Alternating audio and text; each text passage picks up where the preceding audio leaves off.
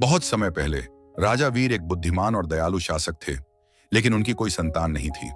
उन्हें एक योग्य उत्तराधिकारी की तलाश थी। राजा वीर ने पूरे राज्य में यह घोषणा की कि वह अपने उत्तराधिकारी की तलाश कर रहे हैं। इसके लिए उन्होंने एक अनोखी परीक्षा रखी। राजा वीर ने राज्य के सभी युवाओं को बुलाया और उन्हें एक एक बीज दिया। राजा ने कहा, जो भी इस बीज को सबसे सुंदर पौधे में बदल देगा, वह मेरा उत्तराधिकारी बनेगा। राज भी उन युवाओं में था।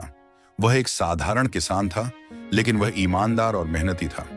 सभी युवाओं ने अपने बीजों को घर ले जाकर गमलों में लगाया और उन्हें खूब पानी दिया। हफ्ते बीत गए, लेकिन राज का बीज अंकुरित नहीं हुआ। उसने हर संभव प्रयास किया, लेकिन उसका गमला खाली ही रहा। समय पूरा हो गया था।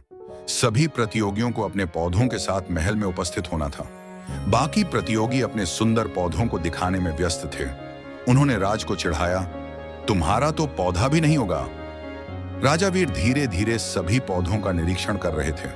जब वे राज के पास आए तो वे रुक गए।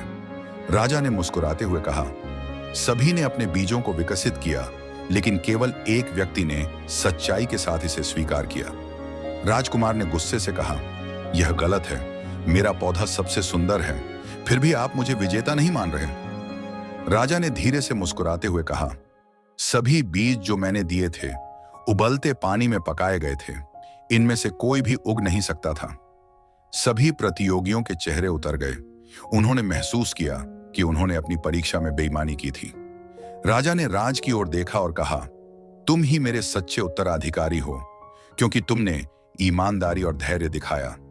दरबार में सभी ने राजा के फैसले को सराहा और राज के लिए तालियां बजाईं। राजकुमार ने सिर झुका लिया। उसे अपनी गलती का एहसास हो गया था।